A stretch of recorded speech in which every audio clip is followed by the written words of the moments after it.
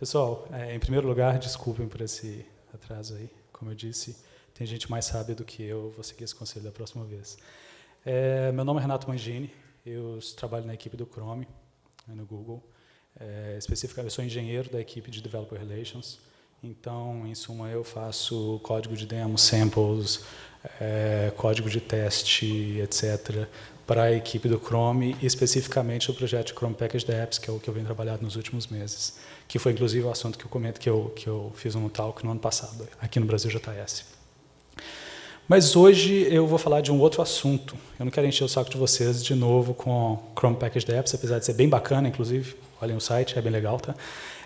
Mas eu vou falar para vocês sobre ferramentas de front-end developers. Antes, o Felipe pediu para eu só comentar que eu comentei o que é o laptop. Esse daqui é o Chromebook Pixel. E eu estou rodando a versão developer do Chrome OS, que é um sistema operacional baseado no Linux. E fiz toda a apresentação e vou apresentar com ele, apesar desse probleminha aí. Enfim, a talk de hoje, eu tentei trazer para vocês algumas das ferramentas que a gente usa no dia a dia para DevTools, para o processo de automatização, de build, deploy, etc. E falar sobre uma ferramenta mais ou menos nova, que talvez nem todos vocês conheçam, que é o Yeoman.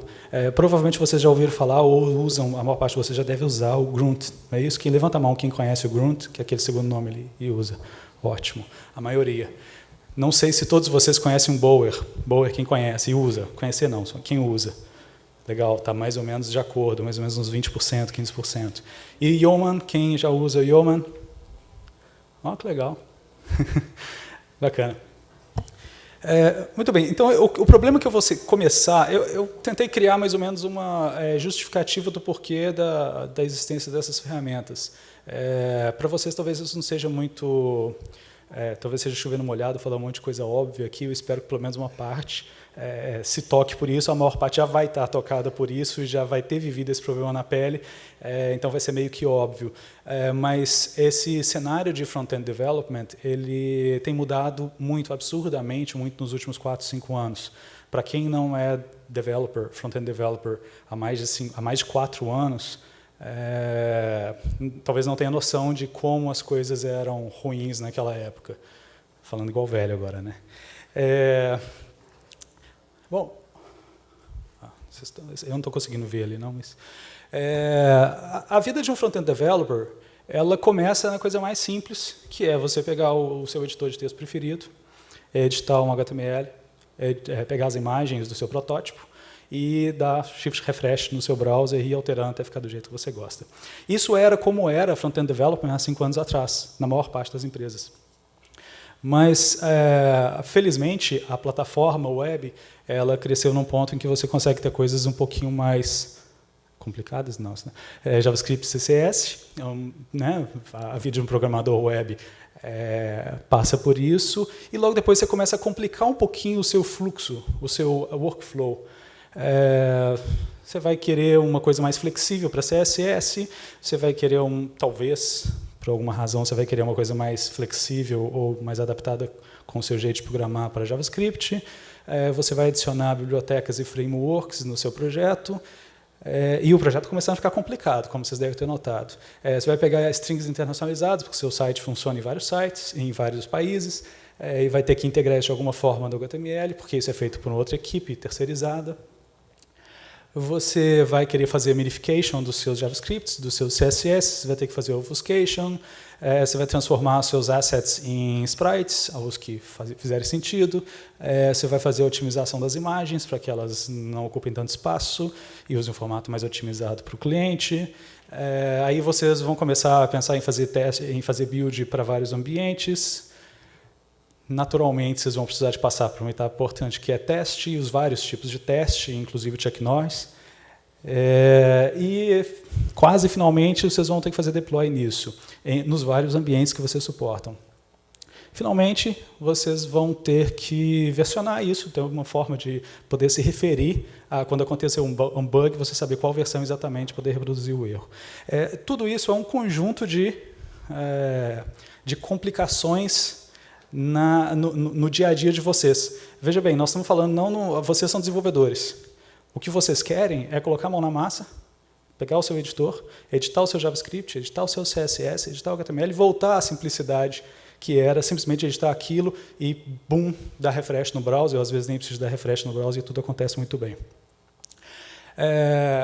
Para isso, e é o que vocês provavelmente já fazem, naturalmente vocês vão tentar automatizar esse processo. Eu gosto muito dessa analogia, que é...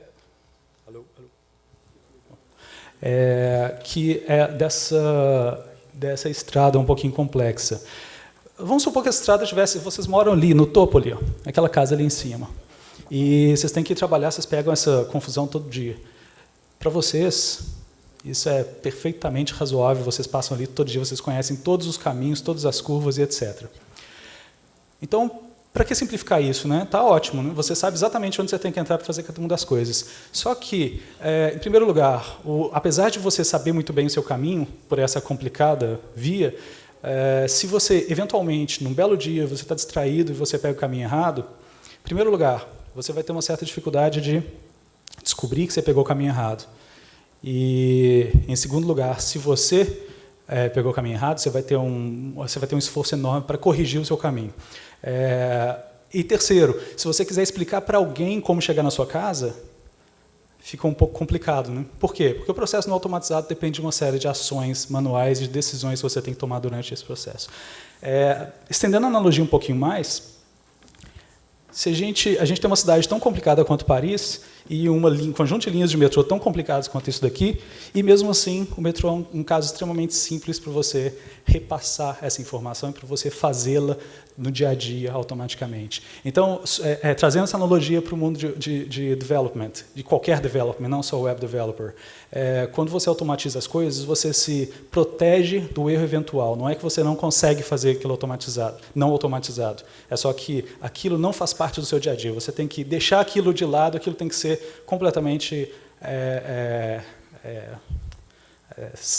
completamente alternativo. Você não pode focar a sua atenção, tem que focar a sua atenção naquilo o tempo todo. Bom, então, nós estamos falando de automação, óbvio, né? E nós estamos falando de algo que vocês já fazem. E como que vocês fazem isso? Eu vou fazer um meia-culpa aqui, não conta para ninguém. Eu trabalhei, nos últimos 4 anos, eu trabalho como front-end developer, mas eu trabalhei muito tempo como back-end developer e um bocado de tempo também com network admin, na época da faculdade, 15 anos atrás. E eu usava muito Perl. Eu vi alguns olhares de reprovação aí. Bom, Perl é uma linguagem que muitos dizem que é write-only, né? Você só escreve uma vez e nunca mais consegue entender o que você escreveu.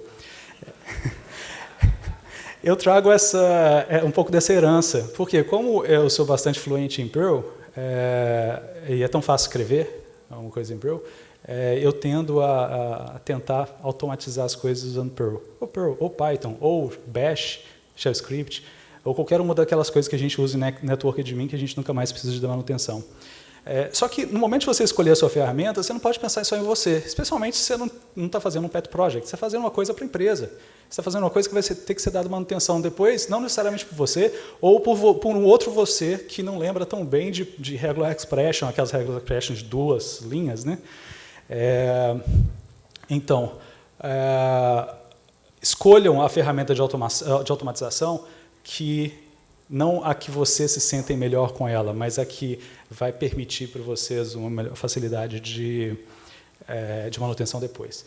E, especificamente, vocês estão aqui porque vocês são desenvolvedores de JavaScript. Então, naturalmente, vocês vão querer alguma coisa escrita em JavaScript. E o Grunt hoje em dia, eu considero a melhor opção para isso. Para os poucos que não levantaram a mão, que usam Grunt no dia a dia, procurem saber, é bem interessante. Novamente, eu não vou falar de cada uma dessas ferramentas, vocês já conhecem, então. É só para compor a ideia principal aqui. Ok, então vamos voltar para a vida do nosso web developer, front-end developer. A gente fez o nosso projeto, automatizou todas as funções e aí eu fiquei sabendo semana passada que saiu o Bootstrap novo. Opa, eu uso o Bootstrap, versão antiga. Quer dizer, não era antiga uma semana atrás, né? O que eu faço? Primeiro, algum amigo meu retweetou, ou eu vi que saiu a versão nova. Tem uma coisa legal, acabei de entrar na documentação, vi, opa, eu quero usar esse cara. O que você faz? Navega para o site, baixa o zip ou o targz, descompacta, acha o CSS do JavaScript que você tem que copiar para o seu site. Isso se você não tiver que fazer build da ferramenta, né, como tem várias libraries que você tem que fazer build dela. Descobre que você usa outras bibliotecas que têm compatibilidade com aquilo. Como é que você descobre isso? Ou vendo o seu produto quebrar, ou entrando no site, lendo a documentação e descobrindo que é incompatível com jQuery e tal, ou com qualquer outra coisa. Resolve essas incompatibilidades e pronto, você tem a nova versão do Bootstrap integrada. Isso é tranquilo, vocês fazem isso em 10 minutos, 15 minutos. Qual que é o problema? O problema não é uma biblioteca dessas que vocês têm que atualizar. O problema são quando você tem 30, 40, como é comum. Muitos projetos aí têm 30, 40 libs, frameworks, e estão saindo versões novas todo dia. A comunidade está trabalhando direto. Então, quem não conhece, os outros 80%, 70% que não conhecem uma ferramenta de gerência de dependências, de package, gerência de pacotes, eu recomendo procurar saber, porque esse processo é desgastante e ele é arriscado. A gente tem um package manager muito comum que vocês certamente já usaram, que é o NPM. O NPM é o package manager do Node. Mas tem um problema. Ele, como package manager do Node, ele é ótimo, excelente, só que ele é para o Node, né? Vocês não estão só desenvolvendo aplicativo do Node, estão desenvolvendo aplicativo para a web. E, de repente, vocês instalam, gostei desse nome de pacote aqui, bacana. Aí você vai instalar a sua web application, ela vai lá e tenta acessar o file system. Por quê? Porque Node ele tem um espectro muito mais amplo do que a web, ele tem muito menos restrição do que a web. Então, o Bower, a ideia do Bower foi, a gente precisa de um package manager que funcione, cujos pacotes sejam para web, não sejam para Node. Então, o Twitter criou o Bower e publicou como open source, é uma ferramenta excelente. Sugiro também que vocês procurem saber e integrem ao produto de vocês. Que esse cara é uma versão bonitinha do passarinho do Twitter. Poxa, só tô citando situação complicada, né, na vida de desenvolvedor web. Quem vê assim que não até acha que é só coisa ruim. Mas vamos lá, mais uma coisa ruim aqui. O chefe de vocês vira e fala que vocês terminou esse projeto X, projeto A, nós vamos criar o projeto B. O que vocês fazem? O projeto B tem mais ou menos o mesmo escopo do que o projeto A. Eu tenho certeza que nenhum de vocês faz isso, mas outras pessoas fazem. Copy and paste do projeto A. Eu não faço. Vocês também não fazem não, né? Pois é. Você faz copy and paste do projeto, quer dizer, alguém faz meu primo, ele faz copy and paste do projeto A, altera os HTML, altera o CSS, altera os assets e, bum, tá lá. Mais ou menos, né? Aí ele reza, meu primo, ele é muito, muito religioso, e executa o build. Provavelmente aquele build vai funcionar. Assim, não estou sendo irônico. Provavelmente vai funcionar, porque você está alterando só coisa estática, né? Provavelmente, o primeiro estágio, você está pegando o pacote como ele é, o build como ele é, o projeto antigo como ele é. Se estava funcionando o projeto antigo, esse vai funcionar, óbvio. Tirando o restinho de ironia que ficou no meu comentário, o problema disso talvez não seja no segundo projeto. Talvez o problema disso seja no terceiro, quarto e quinto. O que está acontecendo aqui? Vocês estão pegando uma receita de bolo a receita que vocês criaram para o projeto A, e vocês estão dizendo que essa receita é válida para o projeto B.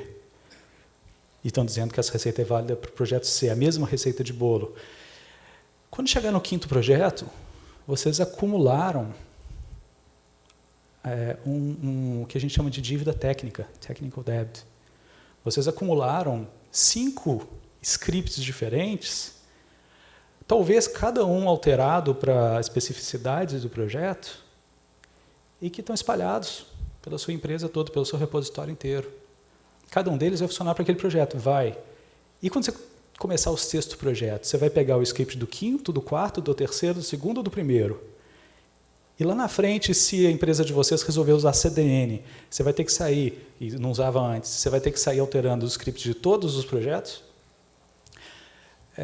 O problema que eu estou mencionando aqui é uma automação da automação. É uma meta-automação.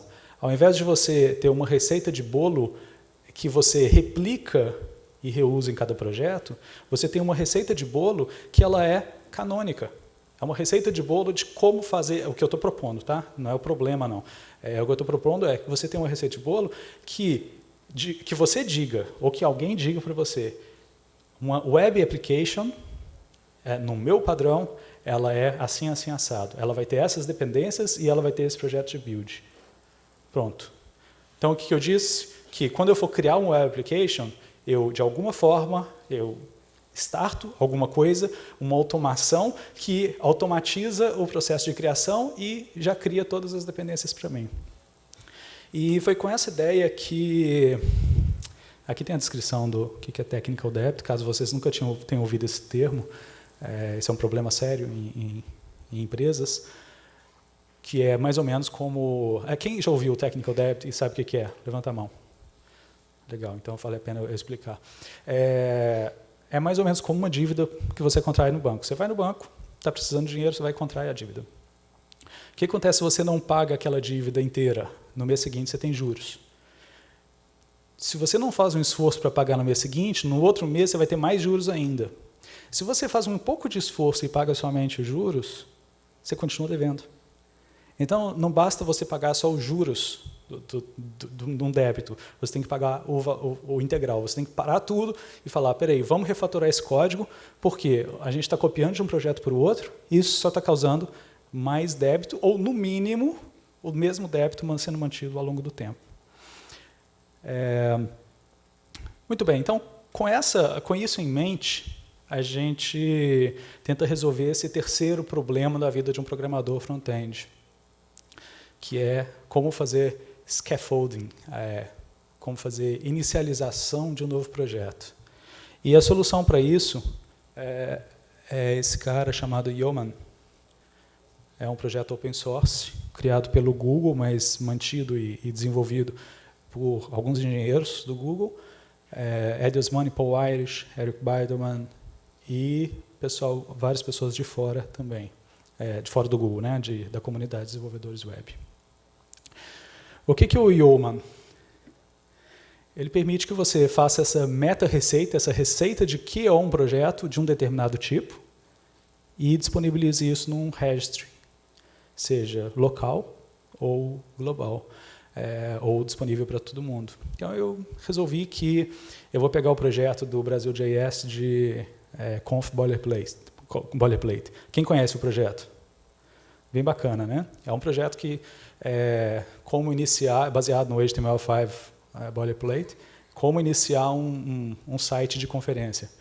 E vou criar um generator para ele. Não vou fazer isso aqui on stage não, tá, gente? Não sou tão louco assim, não. Mas seria mais ou menos simples eu criar um generator de Yeoman para Conf Boilerplate.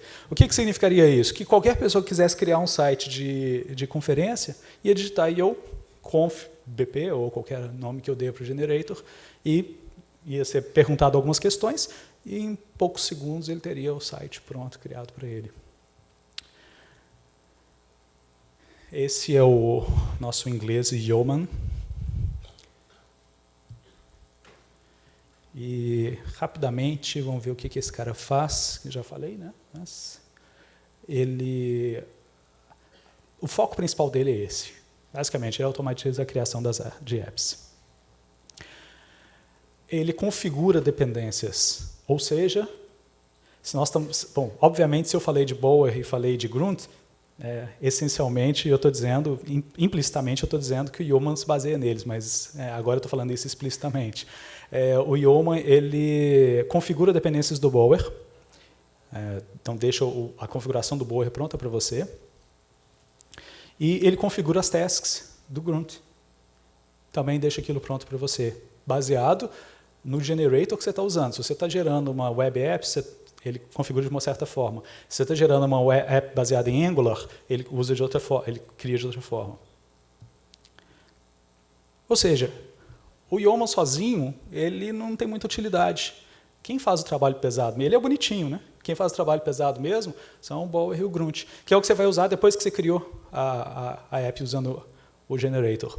Então, o Yeoman ele vai resolver aquele meta-problema, aquele problema de essa receita de bolo minha, ela vai ficar defasada com o tempo. Ou simplesmente eu não tenho receita de bolo, eu não sei como criar uma web app, eu não sei como criar uma app em Angular. Ou eu sei, mas eu gasto muito tempo fazendo isso, eu quero uma forma meio canônica, criada pelo pessoal da comunidade, revista por todo mundo, para poder fazer isso, e evitar todos os erros potenciais em fazer isso por conta própria. É mais ou menos a ideia do HTML5 boilerplate. Inclusive, o generator principal dele usa o HTML5 boilerplate, só que é uma coisa um pouco mais avante, mais além de um simples boilerplate. Ele é um script que executa tudo.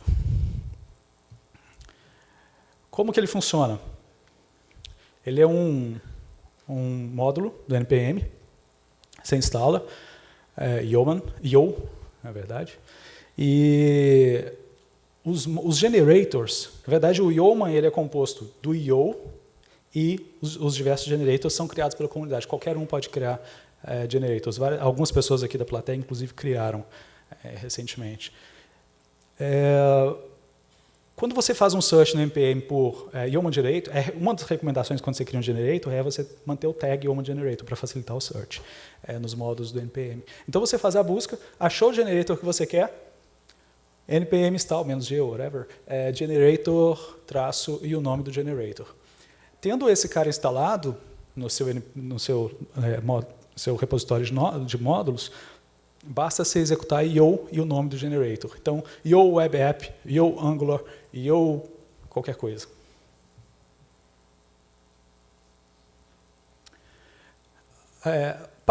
Uma parte muito interessante do Yeoman não é só você usar os generators que são oferecidos para você, mas também você criar o seu próprio generator. Seja open source, seja dentro da sua empresa com código proprietário que vocês não podem disponibilizar. Então, a ideia é permitir que você faça isso de forma bem simples e que, se você puder, disponibilize isso para a comunidade. Nós vamos fazer um aqui, tá? Se tudo der certo. O fluxo, então, de trabalho com o Yeoman, ele é um fluxo muito parecido com o fluxo de trabalho do Grunt, com a única diferença é que, no início, você starta o seu processo de forma muito mais simples. Você inicia com a sua configuração de forma muito mais simples. A partir do momento que você iniciou, você vai passar pelo mesmo processo que vocês estão acostumados do Grunt e, eventualmente, do Bower para instalar novas dependências.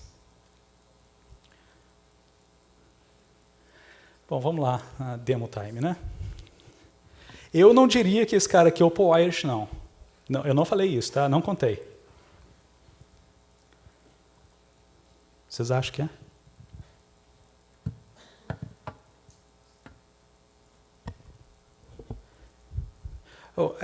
Agora eu vou criar uma web app.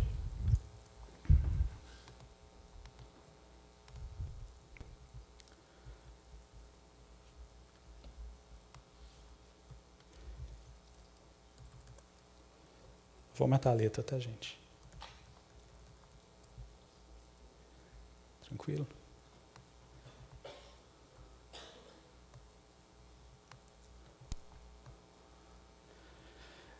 Bom, eu vou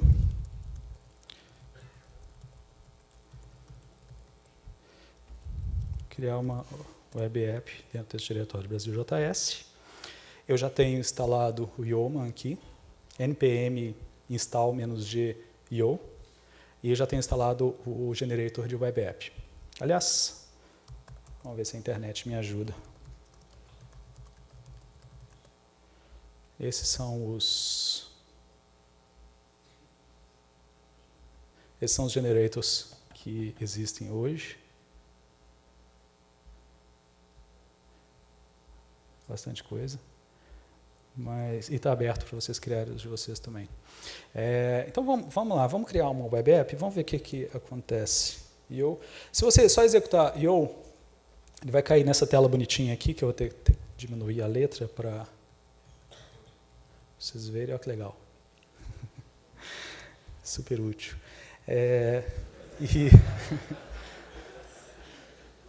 Mas o CLI é legal, é legal. O bacana do Yeoman é o seguinte, ele não é só uma automatização do processo, ele permite customização. Quem desenvolve o generator pode falar, eu quero perguntar se o cara vai querer usar uma biblioteca X ou Y, se ele vai querer usar SAS ou se ele vai querer usar CSS puro. E você coloca a sua lógica escrita em JavaScript como parte dependente da resposta do usuário. Então, você, ao invés de fazer um generator para SAS, um generator para uma web app com SAS, outra para web app pura, etc., você pode fazer um generator que pede um monte de questão para o usuário e faz o que tiver que fazer baseado nas respostas do usuário. Então, isso facilita bastante. Bom, eu tenho alguns generators aqui já instalados. Se eu executar só o yo, sem especificar qual generator, ele me mostra quais que eu tenho instalados e permite que eu escolha via linha de comando. Eu poderia digitar direto também. Então, vamos lá no web app. Está todo mundo conseguindo ver aí? Basicamente, ele está me perguntando, ele executou o generator de web app e ele está me perguntando quais bibliotecas que eu quero. Ele tem 3 bibliotecas padrão. Isso não significa que está limitado a isso, tá, gente? Isso é só o scaffold inicial. Depois disso, você pode ir no Bower e instalar quantas dependências vocês quiserem. Então, eu vou manter, eu poderia selecionar, marcar ou desmarcar qualquer uma delas, vou manter as 3. E pronto. Está feita a minha web app baseada em HTML5 boilerplate. Está pronto? Não, está quase. E usando o Require.js, usando acho que o Bootstrap também. Basicamente, alguém tem uma opinião sobre o que deve ser uma web app. E essa pessoa, no caso do web app, é a própria equipe do Yeoman, colocou isso numa receita de bolo e disponibilizou para vocês. O que vocês precisam fazer é muito pouco. Mas o que vocês podem fazer é qualquer coisa, porque ele não controla a sua web app depois que ela foi criada. Depois você pode instalar novas dependências. Vamos almoçar enquanto termina? Eu estou brincando, é rápido. Aqui ele está demorando porque ele está instalando o Phantom.js. Ele não só, esse generator, ele não só prepara a sua app, mas ele também prepara um ambiente de teste. Ele deixa pronto para você executar grunt test e ele vai testar. Okay? Grunt watch, tem vários tasks que já são disponibilizados por esse generator. Obviamente, novamente, isso não é do Yeoman. Isso é do generator. O Yeoman só oferece a plataforma para o generator vir e fazer o que tiver que fazer com isso. Ok.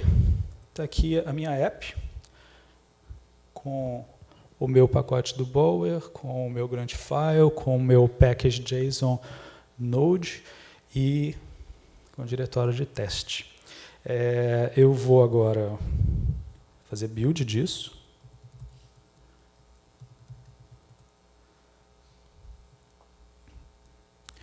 Eu não tinha nada instalado, tá, gente? Tirando o Yeoman e o generator.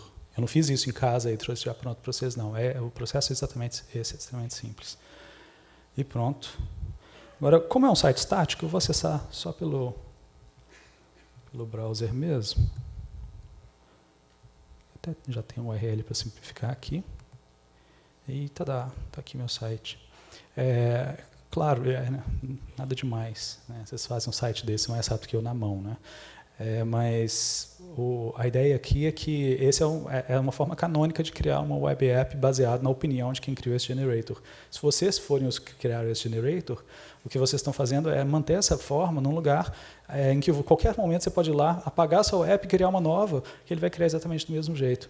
Então, fazer isso, ser canônico, ser interessante. Ok.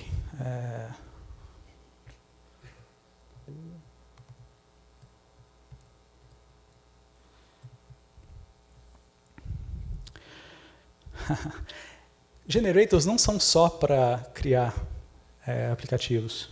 Eles são para qualquer coisa que requeira uma configuração, alguma coisa que é necessário automatizar e que você quer criar essa receita de como automatizar aquilo. Alguém da comunidade criou um generator para fazer deploy no Heroku. O generator ainda usa, esse generator especificamente, ele não está atualizado, ele é de 4, 5 meses atrás. E não foi atualizado ainda pela comunidade. Inclusive, se alguém que tiver tempo extra e quiser atualizar isso, seria ótimo. Então, ele usa ainda um formato antigo que exige uma interação manual após a geração. Mas vamos lá, vamos fazer assim mesmo. Novamente, eu já tenho esse generator instalado, então eu não preciso de passar pelo processo de instalá-lo. Aqui ele me pergunta se ele quer um Git repository in dist. Manter, ok, pronto, gerou. Ops, pronto. Simples assim. O que ele fez? Pô, instalar.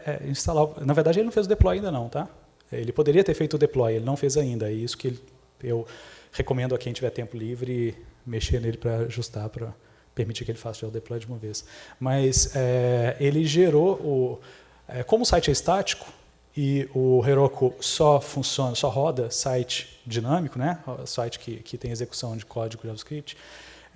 Ele gera um serverzinho usando uma biblioteca de static serving e já configura isso para você. Só que você tem que fazer um processo meio que manual. Vamos ver se eu consigo fazer. Eu não estou enxergando aqui, não estou olhando ali, tá? Por isso talvez eu dê mais trabalho do que o normal. Ele te explica o que você tem que fazer. Ele diz que você tem que pegar esse código, copiá-lo, ir no seu grunt file, achar a seção adequada,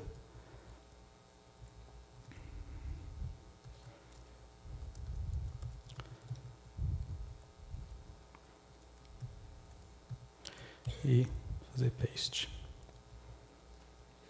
Provavelmente eu esqueci de alguma coisa, deu alguma coisa errada. Eu tenho certeza disso.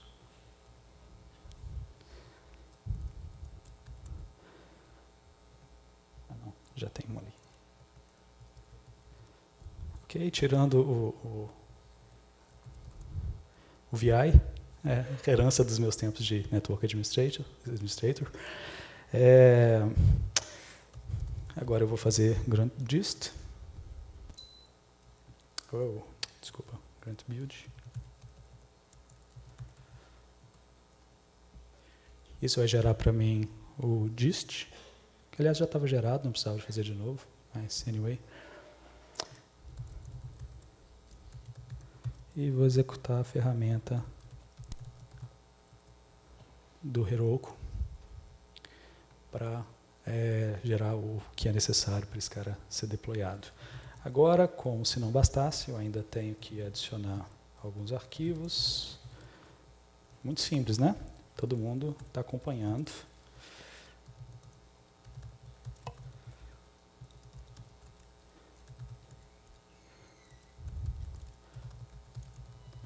Bom, se você é um usuário do Heroku, você provavelmente reconheceu esses comandos. Se você não é, não preocupa muito com isso, não.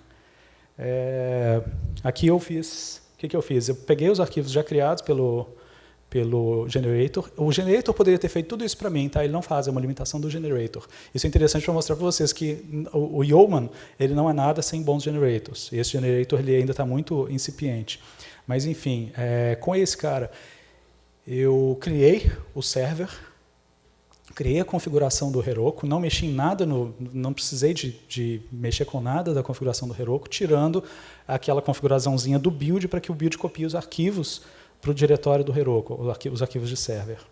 E, supostamente, Supostamente, eu já tenho aqui o meu servidor funcionando, deployado, que vocês quiserem, conseguirem decorar esse URL aí, vocês podem tentar acessar. Tcharam. Ok?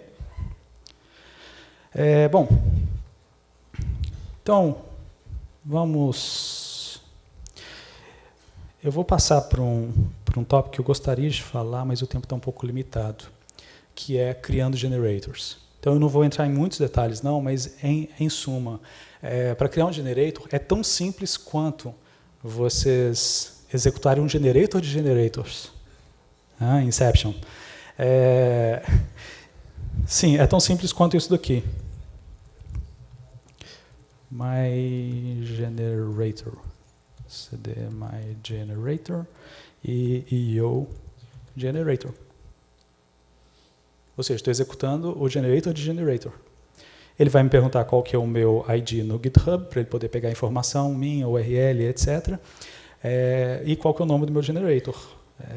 Conf boilerplate, conf bp. E pronto, meu generator está pronto. Quando ele terminar esse processo aqui, eu tenho um módulo pronto para ser instalado no NPM. npm install -g my generator.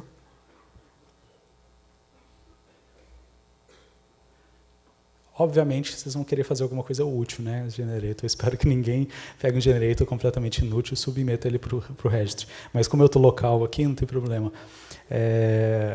Agora eu posso virar e falar yo, conf bp. Foi esse o nome que eu dei? Foi, né?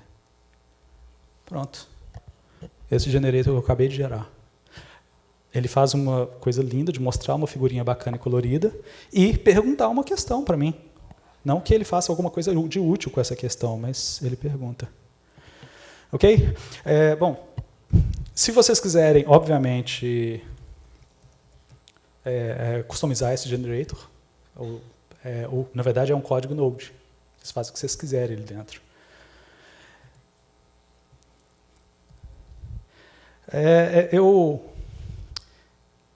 Surpresa. Não era para passar tão rápido assim, não. Eu trouxe um convidado especial hoje. Quem conhece o Ed Osmani? Pois é, eu gostaria de pedir uma salva de palmas para o Ed Osmani, que...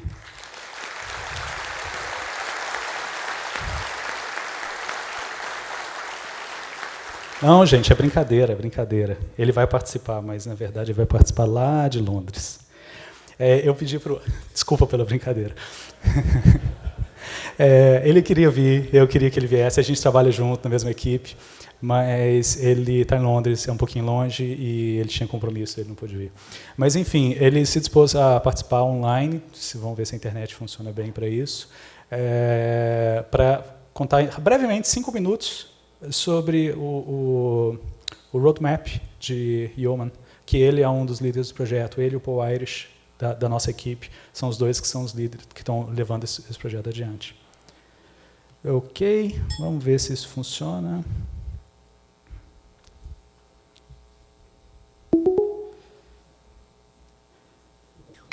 Hey, Eddie. Hey, Renato. Hey, can you hear me? Yeah, I can hear you fine. Great. Let me put you on stage. Those guys were expecting you to come over in person, but, you know, London is too far. So, yeah, here you go. You're in front of 1,000 people. Wow. Nice. And could you please quickly introduce yourself? And I will ask you to present a brief roadmap of Yeoman. Where is it going? So, yeah, that's on you. Thanks. Great. My name is Monty. I work on the web team. I'm also on and I actually put together a little deck for you guys to talk about. You guys see that? Yep. Awesome. All right.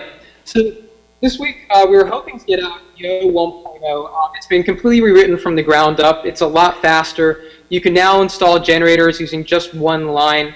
And we've improved the prompt system in there. We've actually introduced a new help system so that if you just run Yo, we'll actually show you all the different generators that you've got installed and whether or not there are new updates available to them and just help you along with your workflow. Now I said just now that we were going to release Yeoman 1.0. I thought, wouldn't it be kind of cool if we released Yeoman 1.0 live right now with you guys? Whoa. So I'm going to head on over. That's nice. Are you saying you're gonna release this now? Yeah, I'm going to release this right now. I need your help with this. So I want you guys to say release the Kraken, and I'm going to release this on NPM right now. All right, Renato, I need your help with it. What's that? Sorry? Release. I need you to say release the Kraken.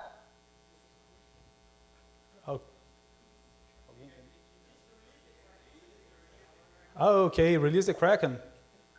All right. How can I do that?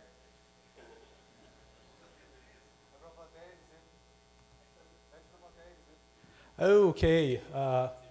Release the Kraken, guys. Release the Kraken! Did you get there? Oh, right. I think we are mute. Eddie, we can't hear you.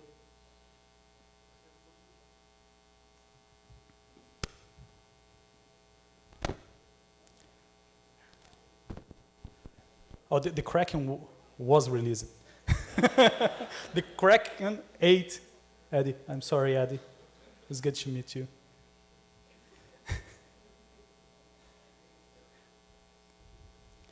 And now we have no more Eddie. Okay, so Eddie, we can't hear. We will continue, but as long as I understood, you just released Yeoman 1.0 now in front of 1,000 people and probably tens of thousands in the web. So, all right. Yeah, that was the Kraken. Sorry about guys. Okay.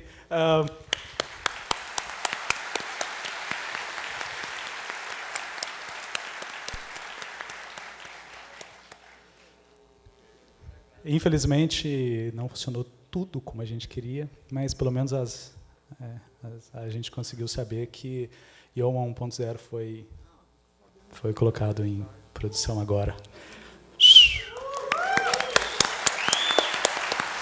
Pessoal, muito obrigado. Eu espero que vocês criem vários generators, que vocês conheçam o Yeoman e usem bastante, e que seja extremamente útil para vocês. A gente está muito aberto a feedback, a auxílio no desenvolvimento e a feedback também. E eu vou estar aí hoje e amanhã, se vocês quiserem, tiverem qualquer dúvida, por favor, se eu não estiver por aqui no meio de vocês, eu estou logo ali atrás. Tá? Procurem. Um abraço.